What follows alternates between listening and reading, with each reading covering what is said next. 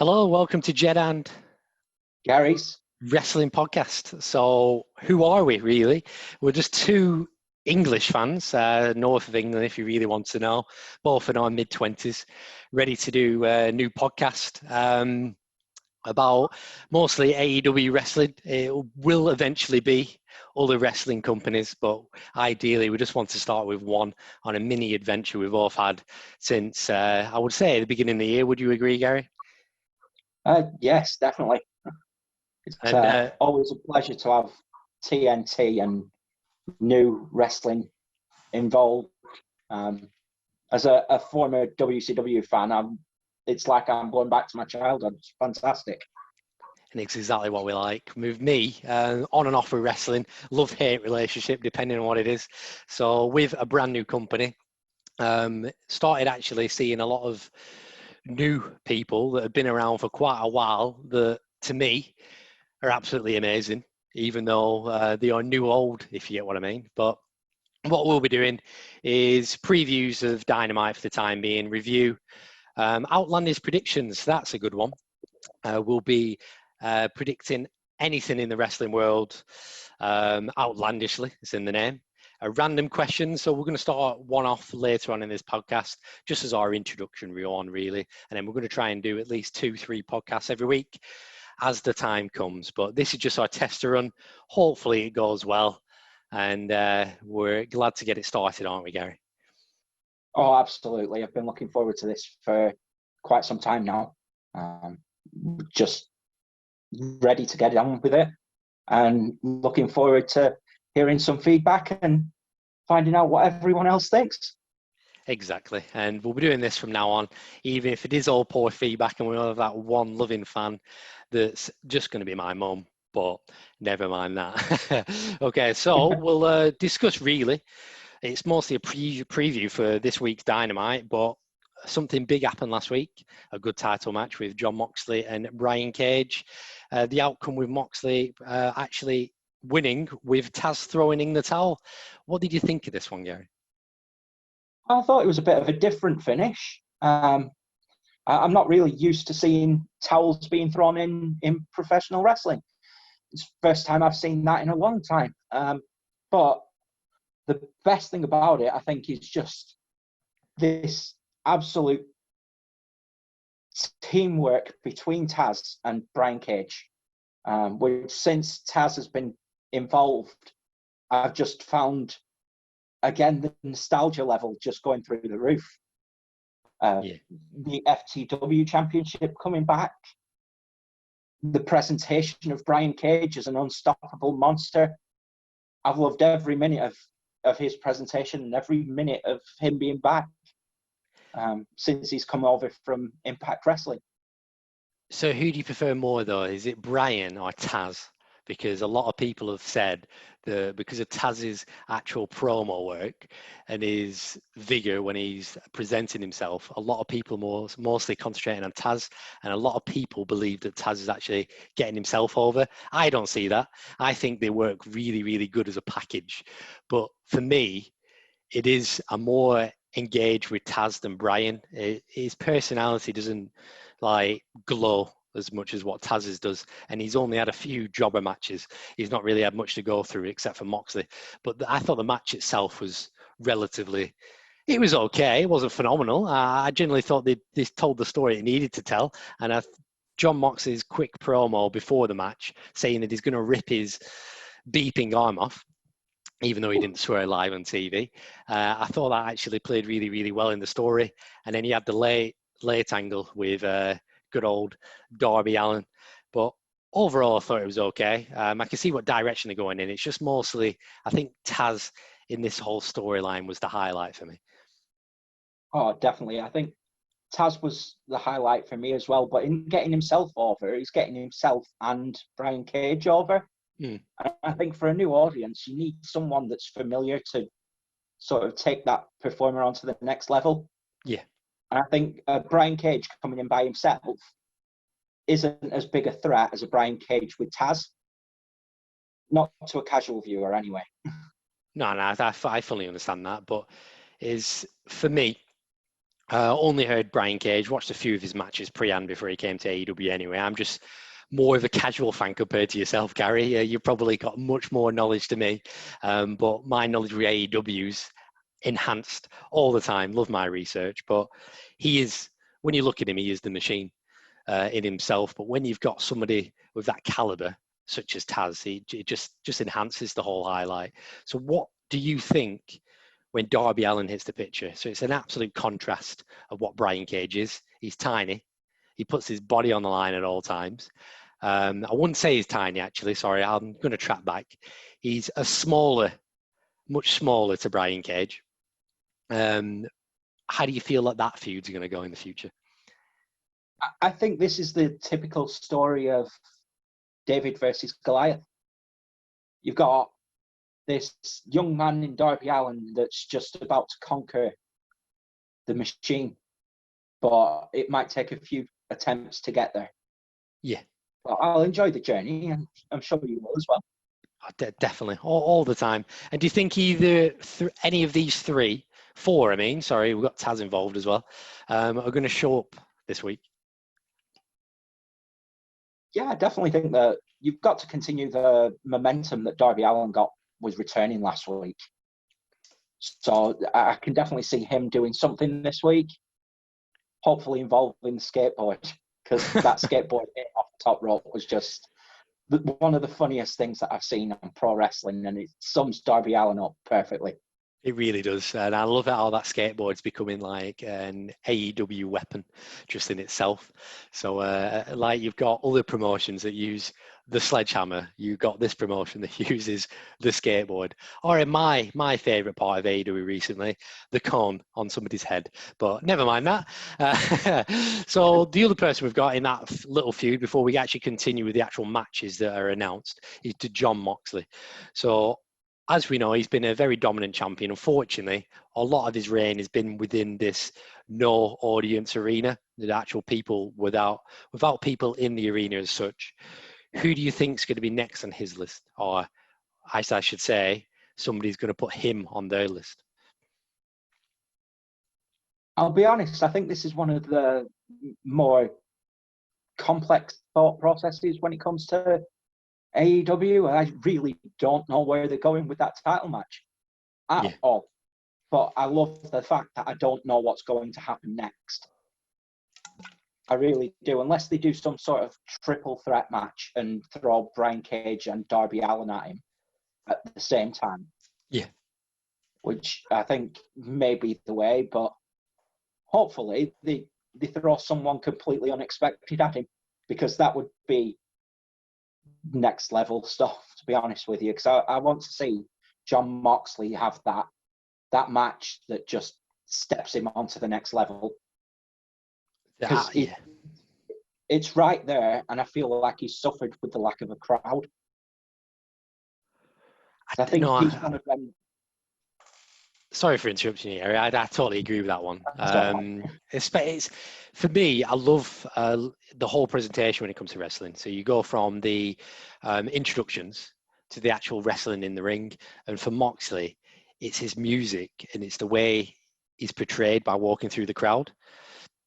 I've had a couple of occasions where I've put his theme song on and I've thought, yeah, you know what, I'm 10 men here. I can walk into like a full group of people, and that's exactly how he's portrayed. And unfortunately, when you do see him, when he's having his big moments, so imagine it when he was against Jake Hager, when it was prime example of when it was deep in the lockdown period. No one was around him whatsoever, nobody in the crowd. You just had a few cameramen. And I think it was only, who was it on commentary? It was only one person on commentary that day. It wasn't Chris Jericho.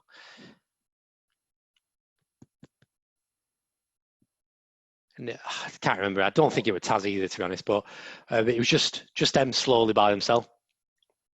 So it was just unfortunate for that presentation. But we'll wait and see. There is one person I just want to bring up before we continue on to the topic is MGF.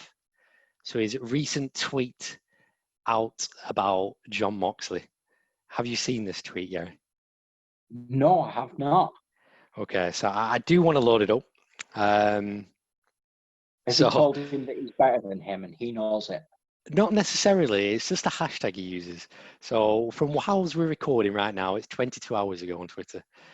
You've been brainwashed into believing pro wrestling is meant to be like a car crash.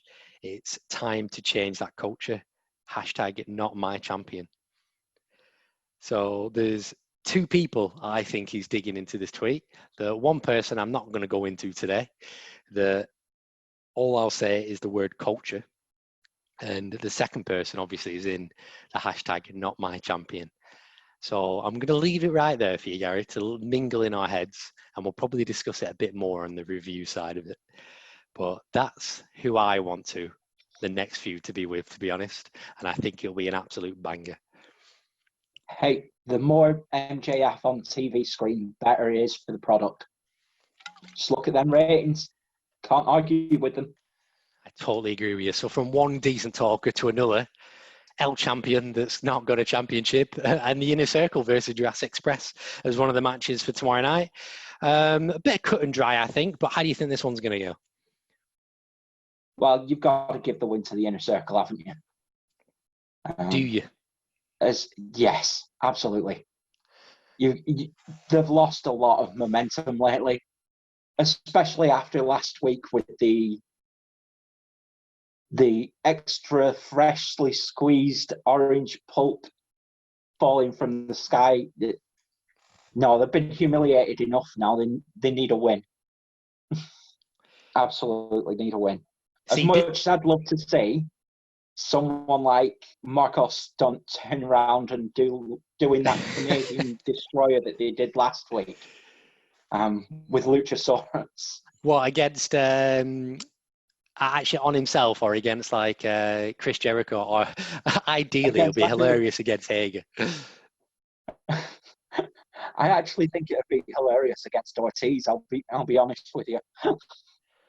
Okay, so for me, I think it'll be a tag team. Ideally, it's going to be Chris Jericho and Hager. You've got all the situation with Sammy involved, but this is where I don't think the Inner Circle will win, and this is where I think Jurassic Express will win, because you can do two slight storylines with decent booking here. You can get Jungle Boy to pin Chris Jericho again. I don't think it will happen, but you know me and the hashtag Outlandish, but you know me with Outlandish predictions. If Jungle Boy pins Chris Jericho, you've got a laid back somebody else that can just come in with a similar style to Jungle Boy in a way, not as lazy. I mean, more lazy than Jungle Boy, but you know what I mean, to come in against Chris Jericho. And because Sammy's not involved, it was the Sex Gods that were on that winning streak, weren't it? And then unfortunately lost the best friends. But it was them that kept on winning. But when you've got Hager in the mix, I think it would damage him a lot to lose Hager himself. But I think it's possible. It's better that they lose with Hager in the tag team, I generally think. But I do want a Hager versus Luchasaurus Lumberjack match next, just to top it off, because I love the other Lumberjack match they had the other week. Yes, absolutely. I could not agree more with you on that one. It's just thoughts of the future. It is. But it is. We'll see what happens. And if Chris Jericho can work with Orange and Jungle Boy as much as possible, they will be absolutely amazing in the future. And that goes with MJF and actually all the other younger lads, because they've got some really, really good knowledge throughout that whole promotion, to be honest. But our next one is Cody's Open Challenge. Who do you think he's going to challenge? Because it's not been confirmed yet. It's just out up in the air. Right. So forgive me for this, but I'm going to go a little bit outside of the box and call on one of the recent WWE releases. I actually think it's going to be the former Zack Ryder. I think that Cody's going to get his wish. His friend's going to join the company. And I think he's going to have a fantastic first night, but just fall short in trying to get the TNT Championship. Do you think he's going to bring his internet championship into it, like something along them lines? I don't think he'll do it straight away, but I do think that is a possibility for the future. Yeah. I mean, who wouldn't love like Brandon Sutter and like Peter Avalon challenging for the internet championship? Well, you know what? We're not going to middle get of an into these two episode of yet, but being they're going to released. win the tag teams eventually. They're phenomenal, but we're not going to get into that yet. No, but I totally agree with you, Gary. I don't think he'll show up. Me personally, don't think he'll show up. But it is a sort of AEW-esque type of thing, straight after a pay-per-view type show, even though it's a good hybrid of TV and pay-per-view. They do like throwing the big names out. I think he will be a really, really good addition. And eventually I want him to join, but I don't want him to join yet, if I'm perfectly honest. I think he'll be phenomenal. But my prediction for it is absolutely ridiculous because we're both in lockdown now. We're both Englishmen, as you know what it is. So I Yes. just want him to come back. I just want the almighty Pack just to be back in that promotion. I need him back in that promotion. We need Death Triangle We back. need the bastard. Yes, we do. We really, really do. He is phenomenal. He is one of my favourite wrestlers, I would say, but not my favourite of all time, just my favourite in the current generation. He's just got something about him that is absolutely insane, and he can just work an absolutely amazing match. And once he's back into the promotion, ready, it's just going to be up, up, up all the time. Me personally, on a side note, just with him in mind, I do want him to have that creepy face mask he had in that vignette. It's probably about a month and a half back now when he was doing it back in Newcastle. But his gimmick needs to be now with that face mask because he actually did look a bit creepy with his hair dangling. Don't think it'll happen, but that's who I want it to be.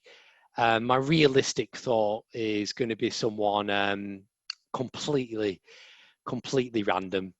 We've got the Jurassic Express. If it's going to be a tag team match, I just want it to be Marco Stunt because that'll just be, that's it. Just a fun match.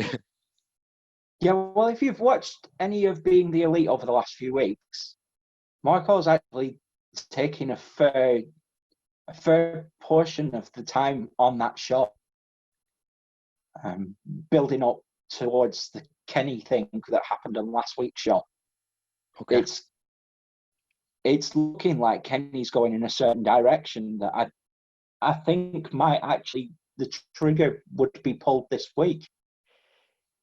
Okay, that's fine. We'll discuss it later on then because there is a few matches I think this may relate into.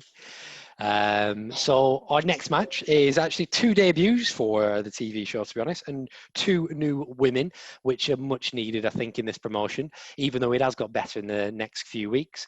I'll let you carry on with this one, Gary, because you've got much more knowledge in these two ladies than I have. Right, so the debuts are Dynamite debuts for Eva Lise, who some people might remember from the very early days of NXT, and also Diamante, who used to be one of the women on TNA's Knockouts division.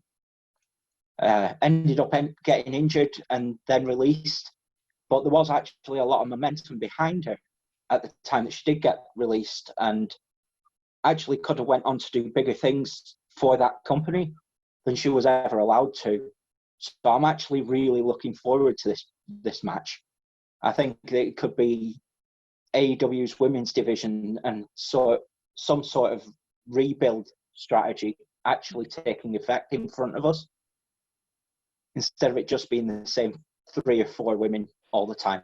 Yeah, and putting nothing past like these women that are already in there. They're doing a much better job with the booking and the actual style of the actual physical side of the wrestling to it as well. Because if you're looking for Penelope Forward, she's come out of nowhere. She's doing amazing now. Britt Baker, ever since she's done her heel turn, she's doing outstanding. And I generally think, me personally, I do watch other wrestling companies as well. She is the best woman around at the time. Yes, you could debate 2 current women champions out there that could possibly be up there as well, but definitely for Dynamite, she is miles ahead of anyone. Then you've also got Nyla Rose, amazing. New addition to Nyla.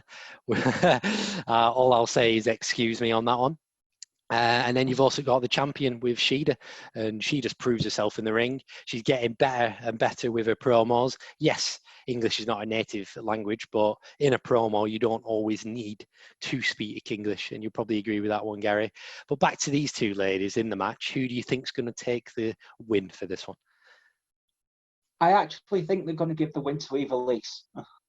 And any I think reason there for that? was a bigger buzz around her name, especially with the Lucha Underground sort of connections that she's got. Yeah.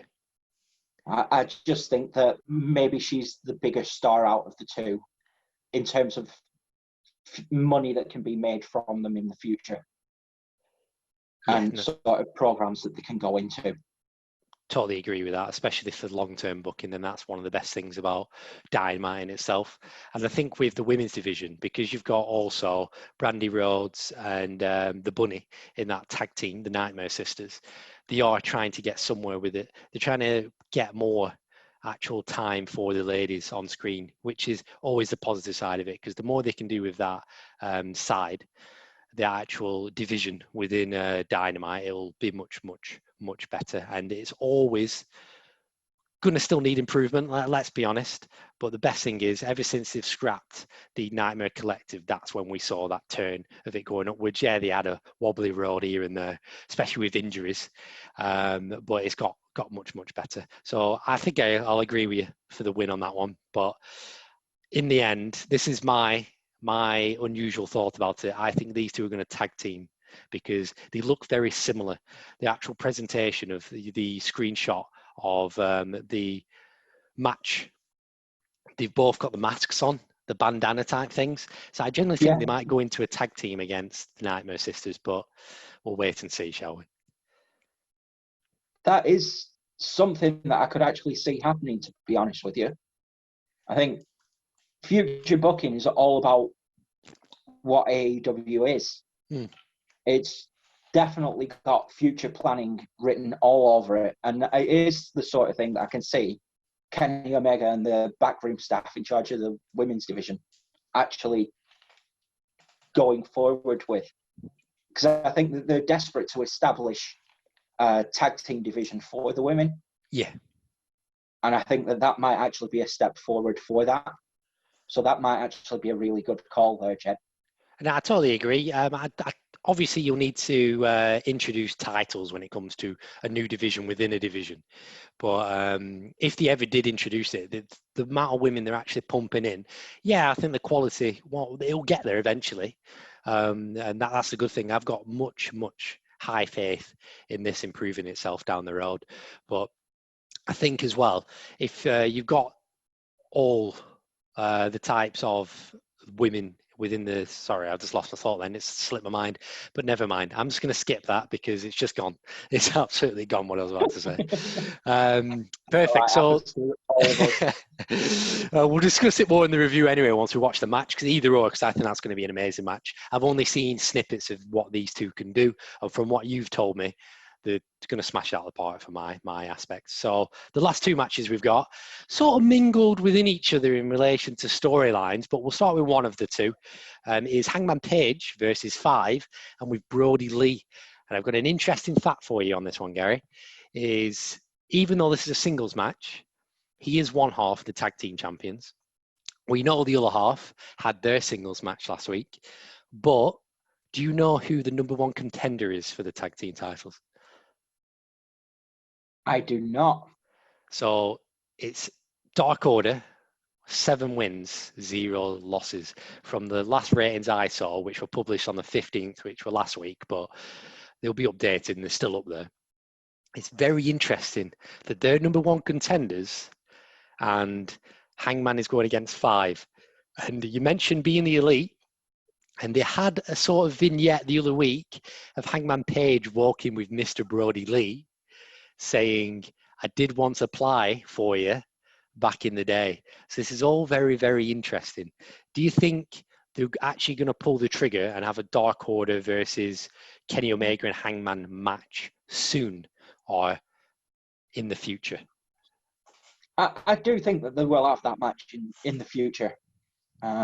If they don't pull the trigger that I was talking about earlier regarding it's definitely on its way. Yeah. I do think that what we're going to see is eventually the Elite will become a heel faction. And I think they'll sort of steal some of the thunder from the Inner Circle. And I think what we're going to see is a reversal of what we saw 4 or 5 weeks ago. And I think that we're going to get a face Inner Circle team eventually. Because Okay. Chris Jericho's too good, too charismatic at the minute to not have that run in AEW with the fans behind him. And I don't really think that there's enough sort of feeling from the fans where we'd boo the Inner Circle anyway. Yeah. And I think that Kenny as a heel can be excellent at that role.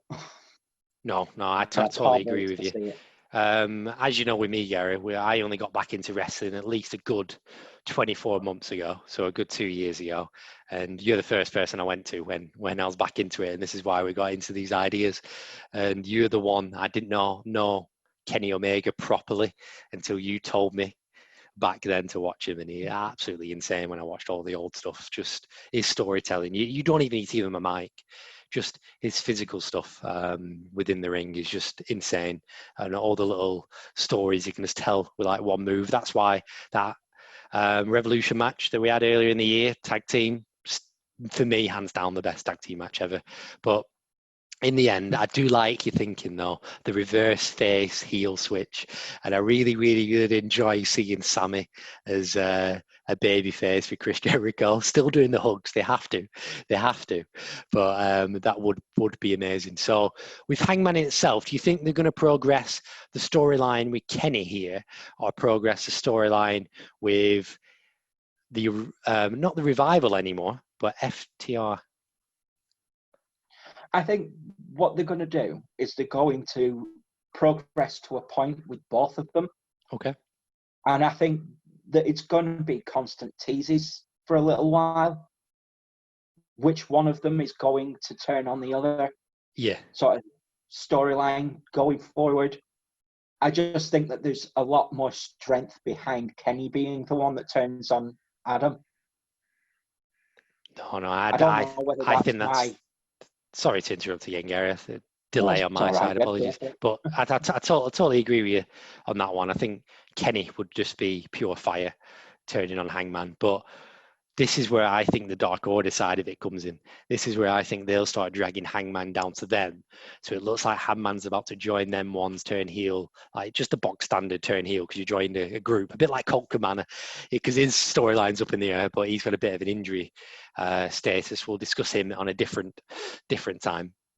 But this is where I think it's going to go down. I think they're trying to mingle in quite a few storylines like they usually do with every pay-per-view coming up. But I do think Dark Order's time is coming up. For me, don't know if they're going to win or not. Hangman Page is easily going to win over 5.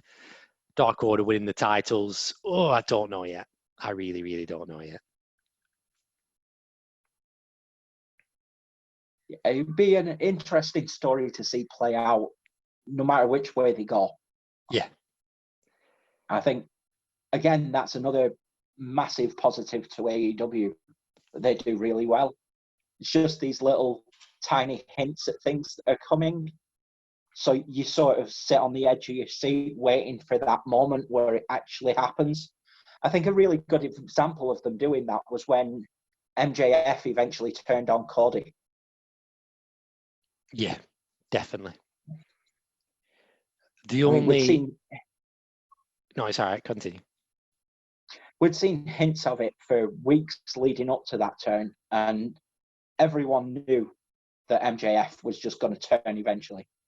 That turn was beautifully executed.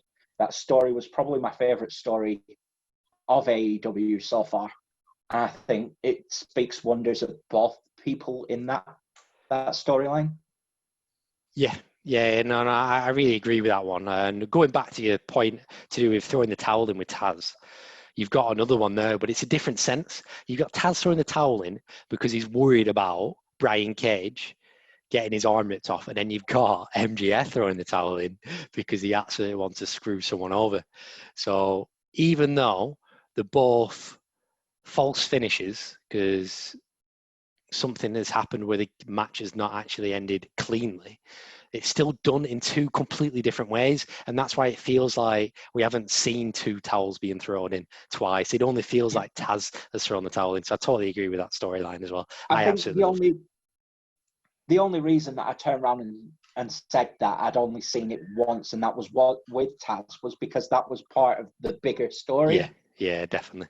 Whereas this was an actual forfeit. It was really someone throwing the towel in, as opposed to someone doing it, as you say, to just do someone over. Do an MGF, yeah. That's all you need to say. Just do it an MGF. Yeah. Just out of pure convenience. It is. And my favourite storyline, just for your reference, Gary, because we're on that topic, is Brandon Cutler and the Librarian, because they're absolutely amazing. But enough of that. The last match we've got should be a pure banger.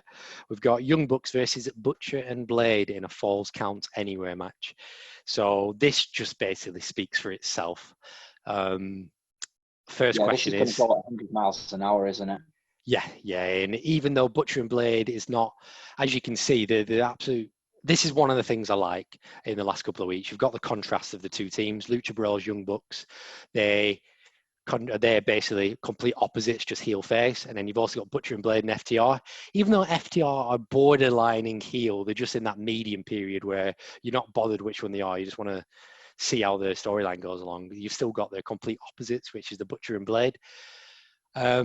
I generally think it's going to be an easy decision who's going to win this one, Young Bucks, but can you see any sort of shenanigans happening because of the stipulation?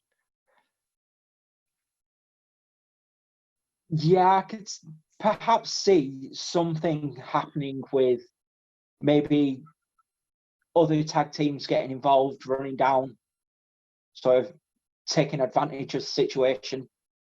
Not that I'm hinting that the FTR would be one of them, but I would love to see that happen. I just think that between them and Lucha Brothers and Butcher and the Blade and Young Bucks, I just think them four teams, they're not even getting title shots anymore because they've already been ran through. So yeah. I think FTR is probably the future of that division.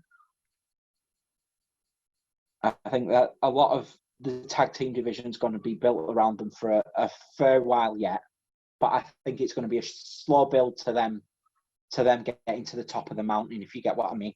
Definitely, and they deserve it, to be honest. When you see what they've done in their career, I think they just need an actual time with a division that has got the best teams in the world currently. Definitely, 100%. I think that's the way to go with them. And when you give them the titles, no matter how they do it, as long as it's an absolute near 5-star or 5-star plus match, you're just going to go ballistic. We just need to hope that's with fans in the stadium. But I totally agree. I just think it's going to be an absolute banger of a match. All I want is just a Northern Light suplex in the back of that truck. That's all they need to do.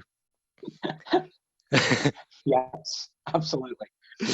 And as long as it doesn't end up being one of them ones where it's a fall count anywhere, they're fighting, they're driving the truck down the motorway or highway, as they say in the US, and they're doing an actual match in the truck. As long as they don't do that, I'm fine with anything that happens in this. I mean, so long as they don't repeat WCW's mistakes in the late 80s. Definitely. As long as Dustin doesn't give him any ideas, you're fine. But either way, it's going to be an absolute banger of a match. And we've got quite a few decent matches on the card, to be honest. And I'm really, really, really looking forward to. So one of the reasons we wanted to review it is after Fight of the Fallen is just starting a refresh. And especially this being our very first one, I think it's very good that we've started here. So we are in a ratings war, Gary. And you watch NXT hell of a lot more than I do. I'm just going to ask you a simple question. Answer it as you please. Who do you think is going to win the ratings war for the Wednesday night? I think AEW's got it sewn up this week. Absolutely. I'm not even going to go into demos or anything like that. I'm just going to say AEW's got it by about 30,000. Just a solid yes. Just a solid yes. Good. Solid as you can get. Even though I love other promotions, even though I still hate other promotions at the same time, especially what they released on the weekend, I thought was absolutely drizzle. I still enjoy watching it. So either or, I think they can win. NXT still, they just need to get out of that. They ideally, if I was thinking of an NXT shill, I should say, they need to aim for the win this week because of the momentum they carried for them 3 weeks prior, especially going into Fighter Fest. They had 2 of them weeks and they were all pay-per-view type shows, especially with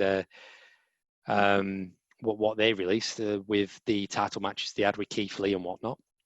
But ideally, AEW here, I think it's going to win, but we need to wait and see.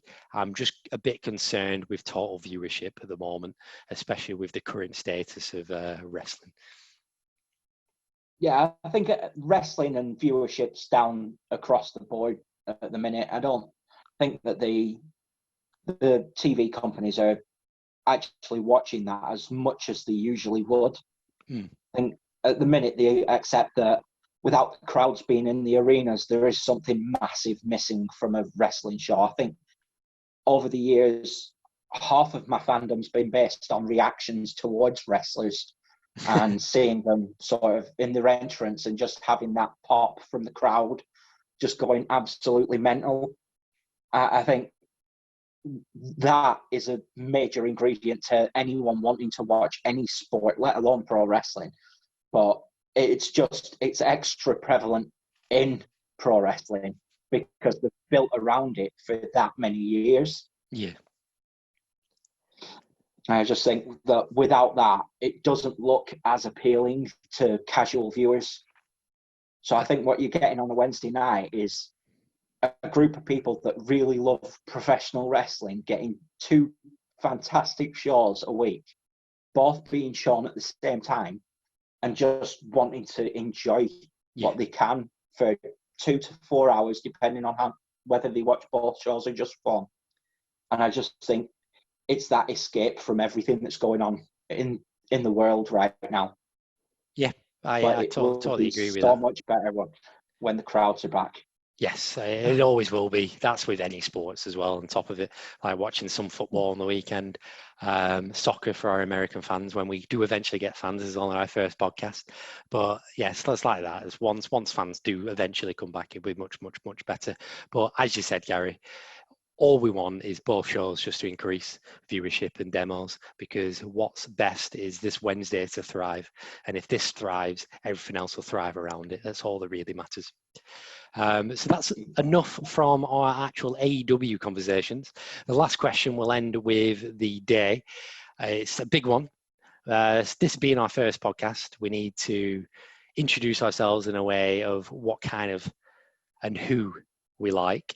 So really, Gary, who's your favourite all-time wrestler? My favourite wrestler of all time? Yes. I would have to say Sting. Sting. That is a phenomenal choice.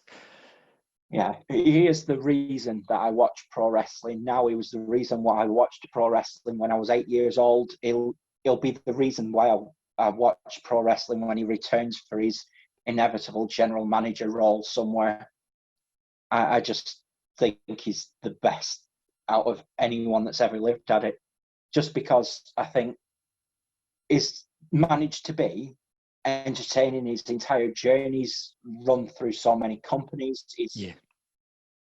His character's changed that often as well, that he's like a Chris Jericho, who is another one of my favourites, to be honest with you. Yeah, I totally agree with you. I would say charisma level you differ between the two wrestlers, but I do get what you mean when he changes himself that much. And what I like is the fact that he's gone to different companies and he's still been top dog in different companies. Absolutely love Sting, to be honest. I can't remember what documentary I watched the other week, and he was having a tag team, I think it was, and he was against Ric Flair, I think it was. It was like an hour-long match, and I was like, what is going on here? And he looked so young, and he was still just as good then as he is now. age does play a big part in it. And this is where my answer comes into it, because mine's always going to be Mick Foley. Various reasons. You've got the three personas, and you know what I'm like. I'm just like a three persona type of guy. You can come to me any day within the week and I'll have a different sort of personality, even though I don't mean to. And no, I haven't got any disorders. For him, it was because how I got into wrestling was two different ways. There were two wrestlers that got me into it. You've got Mick Foley, which is the very old style. And the first match anyone thinks of him is that Hell in the Cell match against Undertaker. Obviously, when he nearly kills himself. Just be glad he didn't. And then I just love the Cactus Jack character. And again, you know when I said about presentation earlier, with how somebody comes out and I'll always remember. Do you remember the fight he had against Triple H when he first introduced Cactus Jack to the WWE? I'll be honest, that was the first WWE match that I ever saw. And how amazing was it? That is stuck in my brain. It's why I ended up watching WWF when it was Attitude. And I kept watching just in the hope that something like that might happen again. I agree. And this is why I just love his sort of character, because he can change his persona. He can change it on a dime. His charisma's all right, not as good as the people around him at the time. Like, you just look at The Rock. There's your main person around that time, and Steve. But he wasn't the best wrestler either. But he was just up there, and he was phenomenal. And then I didn't really watch wrestling much after that. This next person I got into was when my sister got me back into wrestling, because the first promo that I watched was the CM Punk promo. So he's another reason I got into it. But my all-time favorite has to be Mick Foley, just for the sheer fact that his Mankind and his Cactus Jack character are amazing. Dude Love, I just love playing him in the games. That's all I can relate to for Dude Love and his corny character. But just Mick Foley himself, he's just such a solid guy. That's all. Yeah, he definitely comes across as one of the nicest guys in wrestling. He really does. And I love Nothing else. his voice as well. If he did any of my audiobooks, buy him. Throw money at him. That's it. You can read them 7 Harry Potters to me. Happy days, yeah.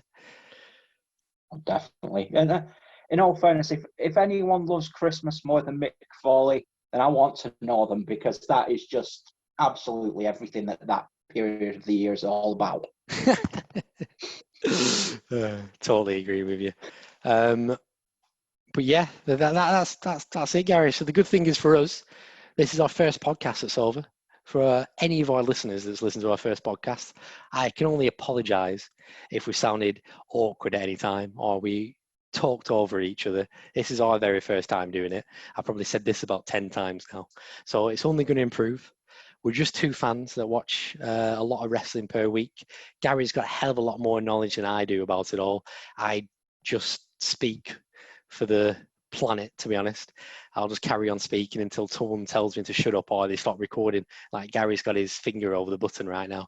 But but we appreciate you if you're listening. We're going to do definitely 2 podcasts every week from now on. One preview, one review, then a few other fun ones here and there. And if you do listen to us, we'll start putting our Twitter details on future videos. We're going to get a YouTube channel going on. Please continue listening. It'll be much, much appreciated. Just thank you. Absolutely. Thank you, everyone that's managed to get to this point. I realise that spending an hour with people that you don't know is a bit weird sometimes, and I hope that we've managed to make that hour sort of pass by really quickly for you. And thank you very much. I hope that you tune in next week and enjoy yourselves. Goodbye.